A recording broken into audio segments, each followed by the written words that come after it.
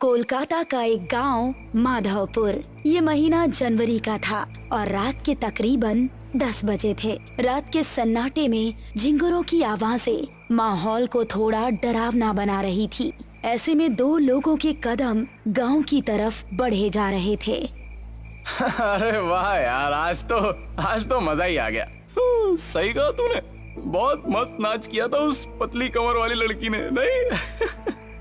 यार काश वो हमारे गांव में भी होती तो पूरा जंगल पार करके उसका प्रोग्राम देखने दूसरे गांव नहीं जाना पड़ता। अरे यार कदम तेज तेज बढ़ा, मुझे तो ये सोचकर डर लग रहा है कि घर पर क्या बहाना बनाएंगे। अरे हम कुछ ही मिनटों में गांव पहुंच जाएंगे। वो देख, वो कच्चा रास्ता आ गया। उसकी बात सुनकर महेश ने उस कच्चे रास्ते की तरफ देखा जिस तरफ कोई नहीं जाता था। तू पागल हो गया क्या? हम इस रास्ते से जाएंगे ये जानते हुए कि इसके बारे में कैसी कैसी अफवाहें फैली हैं। अरे तू भी ना महेश, खुद ही अपने मुंह से कह रहा है कि अफवाह फैली है और फिर डर भी रहा है। मेरी बात मान, इस रास्ते से चलते हैं। 5 मिनट के अंदर हम गांव में होंगे, वरना बड़े रास्ते से जाएंगे तो 1.5 घंटा लग जाएगा। उसकी बात सुनकर महेश ने एक बार फिर से उस कच्चे रास्ते की तरफ देखा। वहाँ पर इस समय मौत का सन्नाटा छाया हुआ था। अरे चल यार, डरता क्यों है, मैं साथ हूँ ना। और उसको लेकर उस कच्चे रास्ते की तरफ बढ़ गया। दोनों अभी कुछ कदम ही चले थे कि उनको किसी के जोर जोर से सांस लेने की भयानक आवाज सुनाई दी।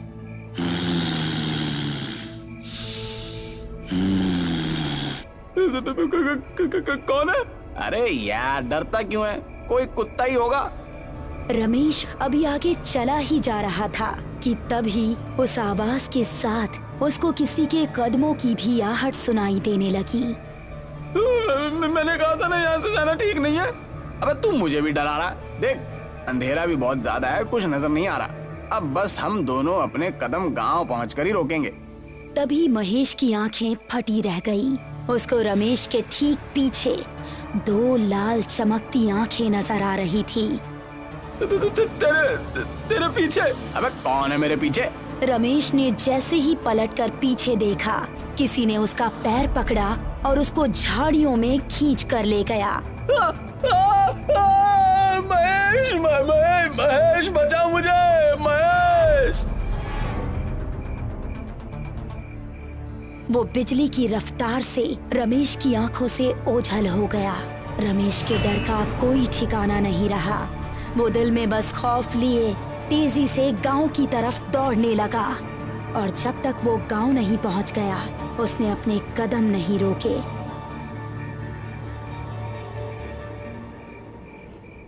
अगली सुबह जब वो गांव के कुछ आदमियों के साथ उस कच्चे रास्ते की तरफ गया तो उसको रमेश की लाश 2 टुकड़ों में जमीन पर पड़ी मिली।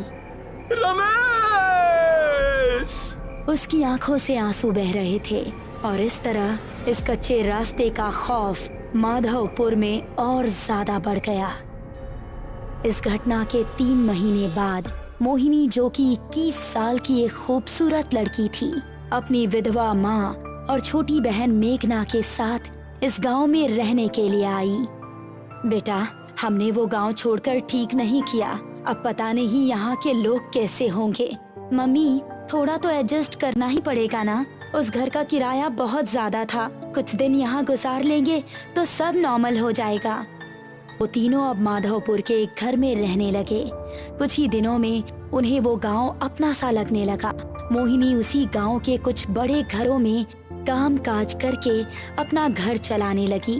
पड़ोस में रहने वाला रोहित नाम का एक लड़का मोहिनी को दिल ही दिल में पसंद करने लगा था, लेकिन उससे बात करने में थोड़ा हिचकिचा रहा था।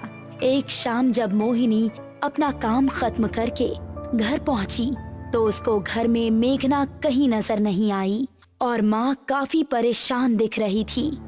माँ, मेघना कहाँ है? वो दोपहर के वक्त टहलने निकली थी लेकिन अभी तक घर नहीं लौटी। मैंने आसपास पता भी किया लेकिन वो कहीं नहीं है। मुझे तो अब बहुत डर लग रहा है, पता नहीं कहाँ होगी वो। अरे माँ, आप डरिए मत, मैं अभी उसको ढूंढ कर ले आती हूँ। इतना कहकर मोहिनी घर से निकली और आसपास के इलाकों में देखने लगी, लेकिन उसको मेघना कहीं नजर नहीं आई। फिर घर वापस आते वक्त उसकी नजर उसी कच्चे रास्ते पर पड़ी। हर जगह देख लिया लेकिन कहीं नहीं मिल रही। अब तो बस यही एक जगह बची है। हो सकता है कि वो यहीं पर हो। उसको जंगल जाना बहुत पसंद भी है। ऐसा कहकर वो उस रास्ते की ओर बढ़ गई। दोनों तरफ घना जंगल और उसके बीच से निकलता हुआ वो कच्चा रास्ता। अंधेरा होने पर वो बहुत ही भयानक लग रहा था, लेकिन छोटी बहन की तड़प उसको उस रास्ते की तरफ खींच कर ले गई। मेघना, क्या तुम यहाँ हो? उसको जवाब में मेघना की आवाज तो नहीं आई, लेकिन वही सांस लेने की आवाज आने लगी।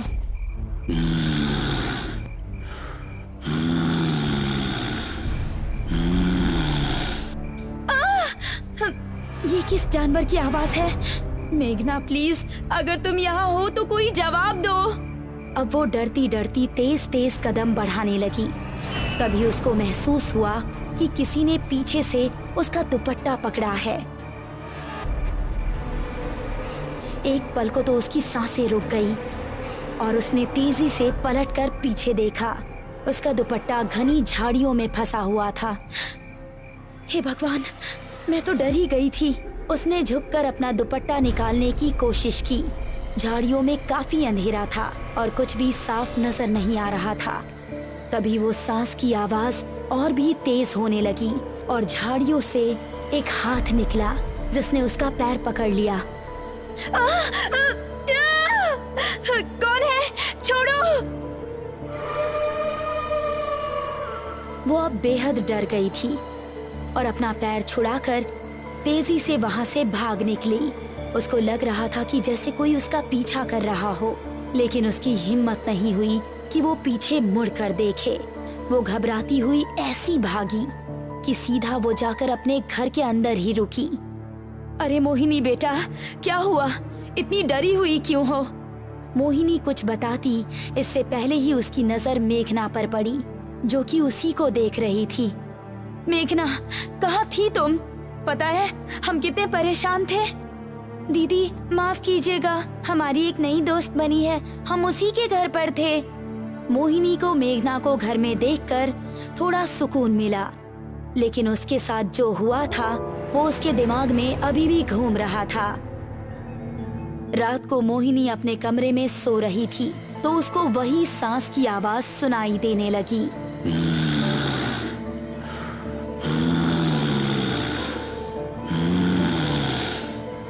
ये आवाज सुनकर वो जाग उठी और ये आवाज खिड़की की तरफ से आ रही थी। कौन है वहाँ? वो कमरे से निकली और घर के बाहर उसी मैदान में गई जो उसके कमरे की खिड़की के पीछे से दिख रहा था। कौन है? कौन हमारा नाम पुकार रहा था? मोहिनी ने गौर किया कि ये आवाज एक पेड़ के पीछे से आ रही है जिसके नीचे बहुत अंधेरा था। वो फिर भी हिम्मत करके उसकी तरफ कदम बढ़ाने लगी। जैसे ही वो उस पेड़ के पास पहुंची, किसी ने पेड़ के पीछे से निकलकर उसको कसकर गले लगा लिया।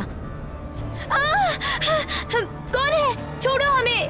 अंधेरे में कुछ नजर नहीं आ रहा था, बस उन सांसों की आवाजें आ रही थी और महसूस हो रहा था कि जिसने भी उसको पकड़ा है उसका शरीर बेहद ठंडा है। बचाओ! बचाओ! उसकी चीखें सुनकर मेघना और उसकी माँ नींद से जाग गई। साथ ही पड़ोस में रहने वाला रोहित भी जाग चुका था।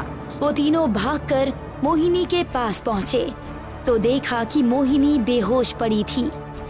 मोहिनी, मोहिनी! रोहित ने उसको गोद में उठाया और उसको उसके कमरे में लेकर आया। क्या हो गया है मेरी बच्ची को? ये आखिर वहाँ पहुँची कैसे? माँ और मेघना दोनों बेहद डरी हुई थी। तभी मोहिनी को होश आ गया और उसने आंखें खोलते ही रोहित को सामने देखा। आप कौन हैं? मोहिनी, ये हमारे पड़ोसी हैं। यही तुम्हें यहाँ पर लेकर आए। तुम घर के पीछे क्या कर रही थी? मोहिनी ने अपने परिवार वालों को कुछ बताना ठीक नहीं समझा और उसने बात को टालते हुए कहा, कुछ नहीं माँ, वहाँ कोई कुत्ता बहुत देर से भौंक रहा था।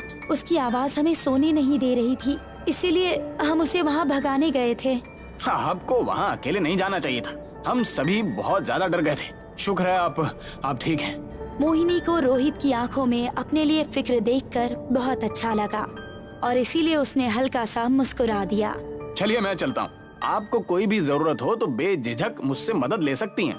आखिर पड़ोसी तो पड़ोसी के काम आता है। ऐसा कहकर रोहित वहाँ से वापस अपने घर चला गया। वो अपने बेड पर लेटा ही था कि उसको वही सांस लेने की भयंकर आवाज सुनाई देने लगी।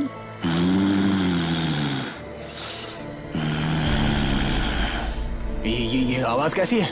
रोहित, रोहित। कौन है? रोहित अपने कमरे से निकला तो उसने सुना कि वो आवाज उसके बराबर वाले कमरे से आ रही है। वो कमरे में पहुंचा तो पाया कि वहाँ पर कोई नहीं था, लेकिन वो आवाज आ रही थी। रोहित, रोहित। कौन है? जरा इधर आकर देख, मैं कौन हूँ। आवाज एक अलमारी के अंदर से आ रही थी। अब रोहित के चेहरे पर डर दिखने लगा। उसने गौर किया कि वो आवाज अलमारी के अंदर से ही आ रही थी। तुम जो भी हो, ये मजाक बिल्कुल अच्छा नहीं है। ऐसा कहकर रोहित गुस्से में अलमारी की ओर बढ़ा। उसने जैसे ही अलमारी का दरवाजा खोला तो उसके चेहरे का गुस्सा खत्म हो गया और आंखों में खौफ उतर आया। तभी एक भयानक लाल हाथ बाहर निकला और अलमारी का दरवाजा बंद हो गया। और रोहित के चीखने चिल्लाने की आवाज अलमारी से बाहर आती रही। कुछ देर चीखने चिल्लाने के बाद अचानक से रोहित की आवाज आनी बंद हो गई। तभी धड़ाम से अलमारी का दरवाजा खुला और रोहित की कटी हुई गर्दन अलमारी से बाहर आकर गिरी।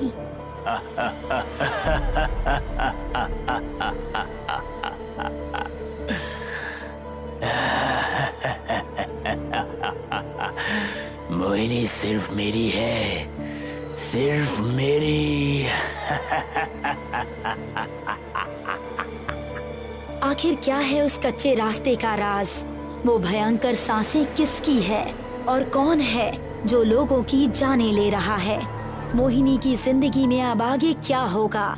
इन सभी खौफनाक रहस्यों से पर्दा उठेगा इस कहानी के अगले पार्ट में जल्द ही।